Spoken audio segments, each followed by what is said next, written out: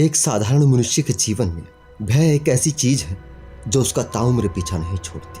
हर किसी को किसी न किसी चीज से डर लगता है और मनुष्य के इन डरों में भूत एक खास मकाम रखते हैं। बहुत से लोग मानते हैं भूत प्रेत होते हैं, लेकिन तार्किक लोग भूतों की अवधारणा को सिरे से नकारते हैं क्योंकि भूत साइंटिफिकली सिद्ध नहीं होते। लेकिन कई बड़ी डेवलप कंट्री में भी भूतों पर यकीन करने वालों की संख्या कम नहीं है। एक अमेरिकी सर्वे में पाया गया 45% लोग भूतों में यकीन करते हैं, जिनमें से बहुत से लोगों ने कहा भूत जैसा कुछ तो होता है और कुछ का कहना था उन्होंने भूतों को देखा है। उसके अलावा गूगल पर दुनिया भर के लेख भूतों के अस्तित्व में यकीन दिलाते हैं, असली भूतों की वीडियो बताकर दिखाते हैं। जब इतने सारे लोग मान रहे हैं तो आपको भी अपने अनुभव याद आ जाना स्वाभाविक है। शायद उस रात का अनुभव जब आप घर में अकेले थे और कुछ था तो सिर्फ घनघोर अंधेरी रात में पसरा हुआ सन्नाटा। सब कुछ इतना शांत कि दीवार घड़ी की आवाज़ भी आपको बहुत तेज सुनाई दे रही थी और फिर अचानक से खिड़की खुलने की आवाज़ हुई, पर्दा हिला। आपको लगा जैसे कोई आपके कमरे में दाखिल हुआ है और वो पर्दे के पीछे से आपको देख रहा है। उस रात आपने रजाई में दुबक कर रात तो काट ली होगी, लेकिन उस रात के बाद आपके मन में एक यकीन जरूर बैठ गया होगा, कुछ तो था। भारी बारिश की अंधियारी रात में बिजली कड़कने की आवाज ही काफी होती है आपको डराने के लिए, लेकिन असल डर तो तब लगता है जब आसमानी बिजली की चमक के साथ आपको कुछ नजर आता है और अगली चमक के साथ वो ओझल हो जाता है। वो काफी होता है आपसे कहलवाने के लिए, कुछ तो होता है। बाकी आधी दुनिया टीवी सिनेमा तो है ही आपके डरावने अनुभव से हाँ में हाँ मिलाने के लिए। हमारे चारों ओर भय का बाजार लगा है, हर तरफ भय बेचा जा रहा है। स्टेशन पर लगे बुक स्टॉल से लेकर सिनेमा हॉल तक भय बिक रहा है।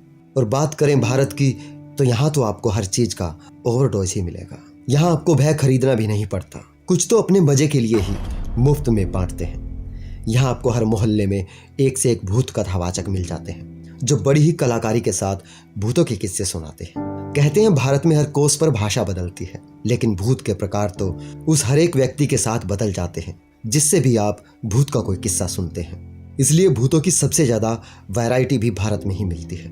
किसी ने उल्टे पैर वाला भूत देखा है तो किसी ने नाक के बल बोलने वाला भूत देखा है, किसी ने जानवर से भूत बनते देखा है, किसी ने भूत का जानवर बनते देखा है। पुराने समय में लोग नर भूतों को देखा करते थे, फिर बीच में खुले बाल, सफेद साड़ी में लिपटी हुई, मोमबत्ती हाथ में लिए फीमेल भूत नजर आने लगी।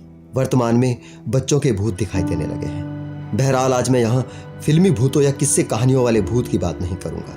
यहाँ मैं उन लोगों की बात करूंगा जो दावा करते हैं उन्होंने भूत देखा है, जो अनुभव कर चुके हैं, जो कहते हैं कुछ तो होता है।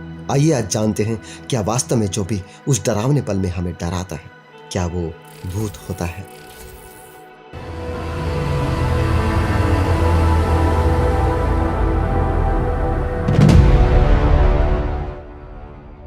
हम सभी अपने दिमाग से हर चीज को समझने का प्रयास करते हैं, लेकिन कभी अपने दिमाग को समझने का प्रयास नहीं करते, जबकि हमारा दिमाग बेहद रहस्यमयी है।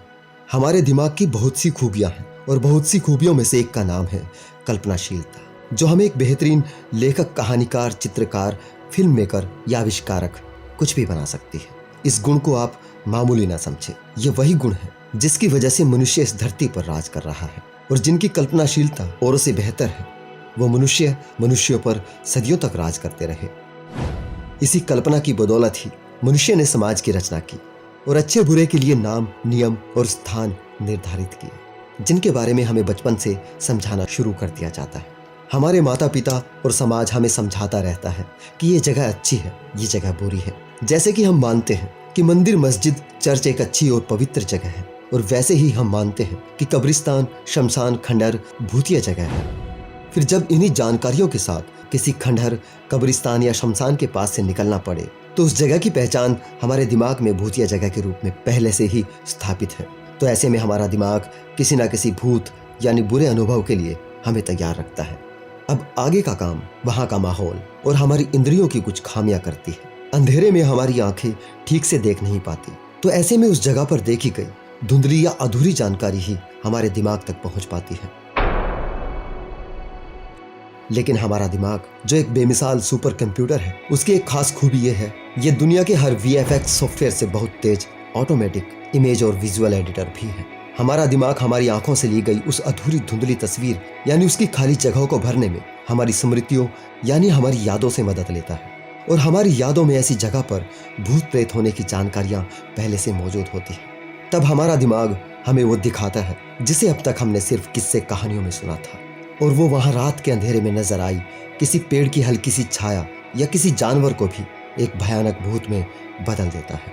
और इतना होते ही हमारे साथ एक और हरकत होती है। भूत की पहचान के साथ हमारे दिमाग में एक और जानकारी है, भूत यानी खतरा। खतरे का संदेश मिलते ही हमारा दिमाग हमें चौकन्ना करता है, जिससे हमारा दिल तेज धड़कना शुरू कर देता है।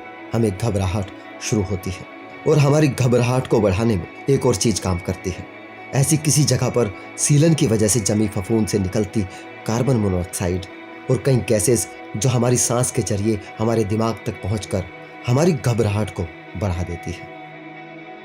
और जैसा कि मैंने पहले कहा, हमारा दिमाग एक सुपर कंप्यूटर से भी तेज है, तो ये सब बहुत फास्ट लेवल पर होता है। बेशक हमारे दिमाग में कई बार तार्किक जानकारियां हों, तो भी ऐसे में कभी कभी हमारे तार्किक बोध को निर्णय लेने का समय ही नहीं मिलता। इसमें हमारा सहज बोध बाजी मार जाता है। और इसके साथ साथ उस रात के सन्नाटे में हल्की हवा से सूखे पत्तों की सरसराहट उस जगह को हमारे लिए और भी डरावना बनाने में लगी होती है। और ऐसे हाल में पसीना आना, रोंगटे खड़े हो जाना स्वाभाविक है। और तब हमारे शरीर पर हल्का सा हवा का झोंका भी यह एहसास दिला देता है कि हमें किसी ने छुआ है।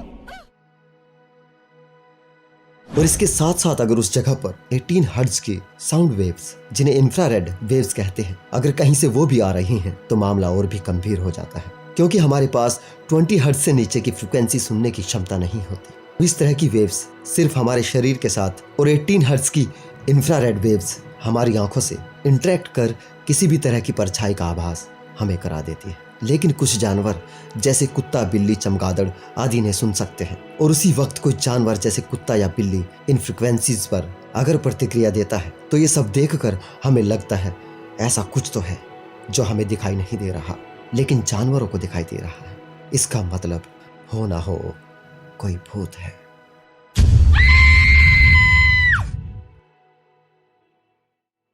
कल्पना कीजिए ऐसी जगह पर किसी टार्जन या मोगली को ले जाया जाए, तो उन्हें हमारी तरह ज्यादा फर्क नहीं पड़ेगा, क्योंकि उनके दिमाग में उस जगह के लिए कोई डर पहले से नहीं होगा। दुनिया भर की हॉरर फिल्में, हजारों लेख, वीडियो, बड़े बड़े पढ़े लिखे लोग और हमारे परिवार द्वारा बचपन से हमारे मन में बैठाया गया डर और हमारा खुद का दिमाग, ये सब मिलकर हमें डरा रहे हैं। तो हमारा डरना और ये कहना स्वाभाविक है कि कुछ तो होता है।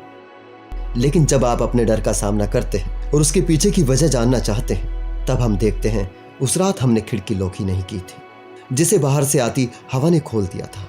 हो सकता है उस बरसात की अंधियारी रात में बिजली की चमक के साथ आपने कोई जानवर देखा, जिसने आपको भी उसी बिजली की चमक में देखा हो, और जैसे आप उससे डरे वो भी आपसे डर गया हो, जिस कारण अगली चमक से पहले वो वहां से भाग चुका हो।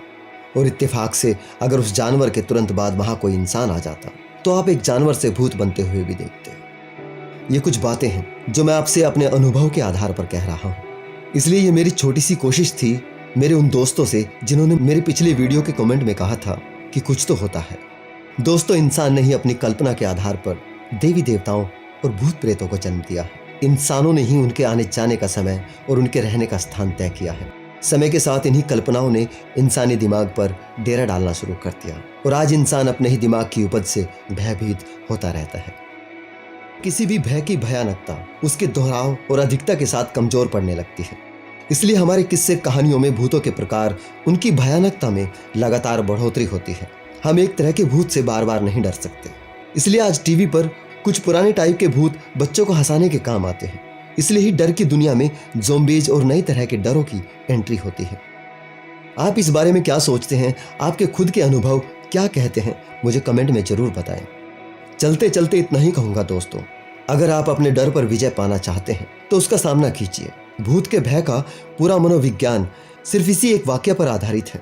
डर का कारण वही है जो वास्तव में नहीं है। आपके मन के बाहर कोई भूत नहीं है। आज से आप अपने मन के डर का सामना कीजिए, क्योंकि डर के आगे जीत है।